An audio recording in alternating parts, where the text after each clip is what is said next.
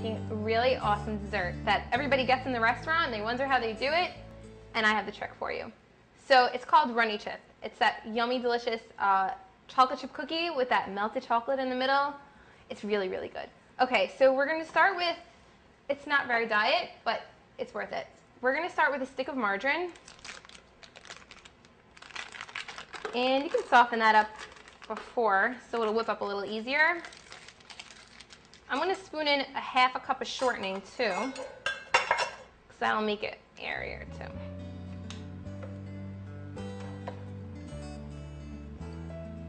This is a dessert that like everybody chooses. I mean, who wants Napoleon that's been sitting there all day and all these creamy cakes that nobody really likes? Runny Chip is certainly the way to go. And they top it with ice cream and whipped cream and share it with a friend. The ramekins we have today are a little smaller, so that's more individually sized. All right, that's an even half a cup. Throw that in there.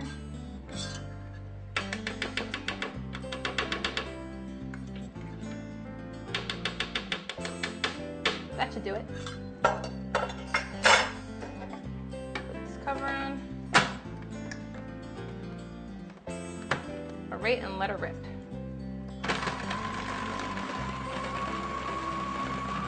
This is like an incredibly fast mixer. This is really cool.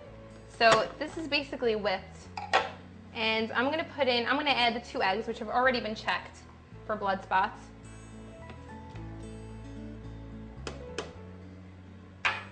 And while I'm at it, actually I'm gonna just cover that, and I'll add the vanilla in a minute.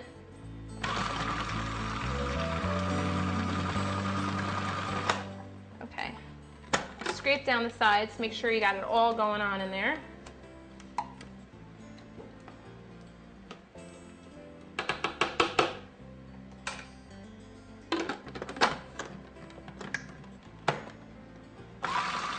Whoa, check it out. Okay.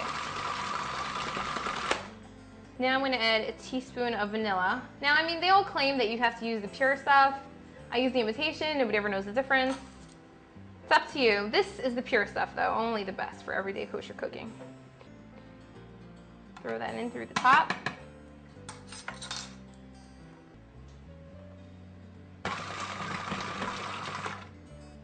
That's looking nice. Okay.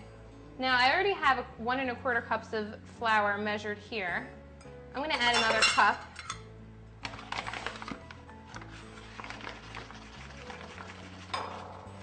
And of course level it off with your knife. Make sure it's even. Now I'm going to add that to the rest. I'm also going to add a whole tablespoon of salt and a teaspoon of baking soda. Just add that there, and I'm going to throw it in.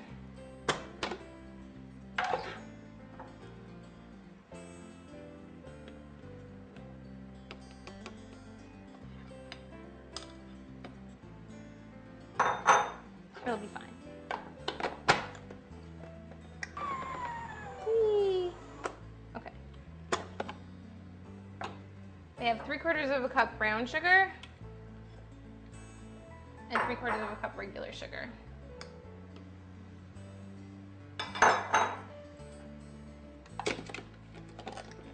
Now we're going to let it rip. It's all going to come together nicely, and then we can add the chocolate chips.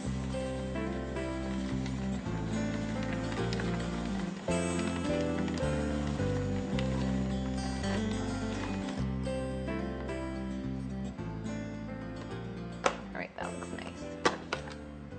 That looks nice and ready for the chocolate chips. All right, just throw them in. I'm not going to use the whole bag because there's going to be plenty of chocolate once we add that. Cover that up.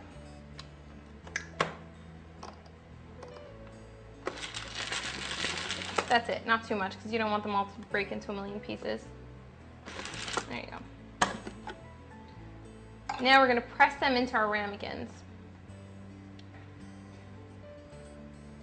Just make sure you get some chocolate chips in there.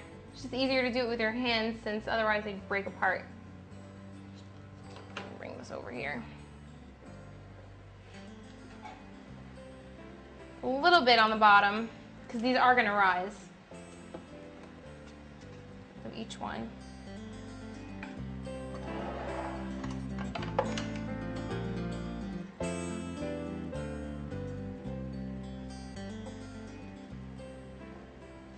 Now the trick here is that you're going to make a little well in the middle of the dough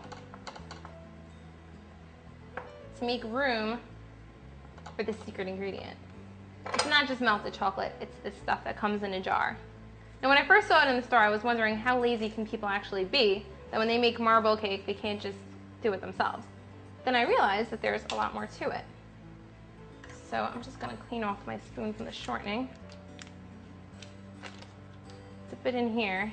Now since these ramekins are small, I'm going to use less than the 2 teaspoons in the recipe, because otherwise it would just be all over the place. Just enough to fill that well.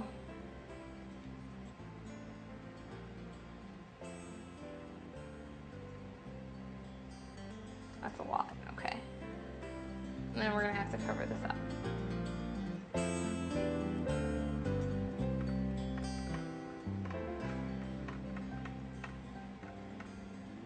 Now I'm going to make a nice well for my liquid marble, which is essentially like melted chocolate that can't really solidify. If you have it in your pantry for a long time, it might separate, kind of like natural peanut butter. But all you got to do is give it a nice little stir, and it'll work fine.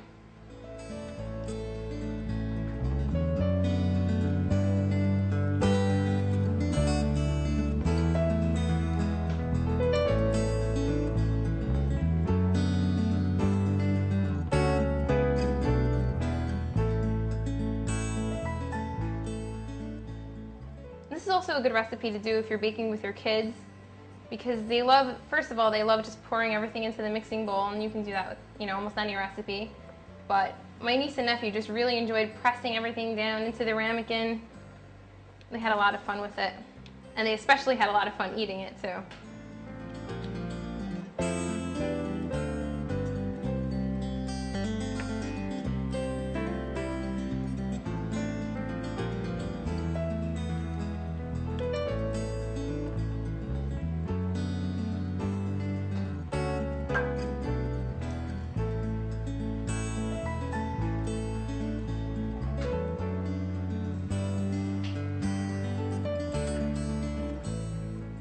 A little more of this.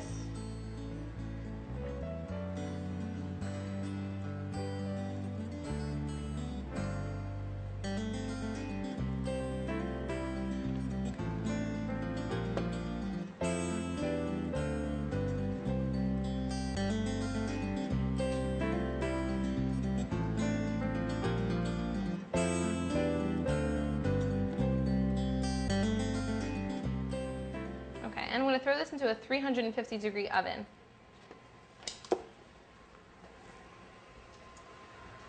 It's nice and hot.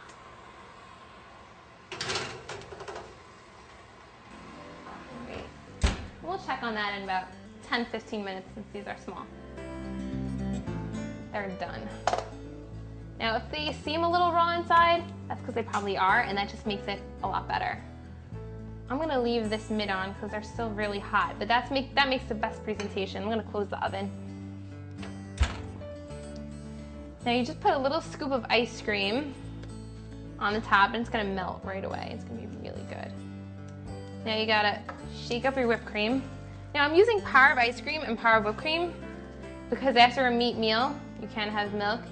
Trust me, after a dairy meal, it's a lot better.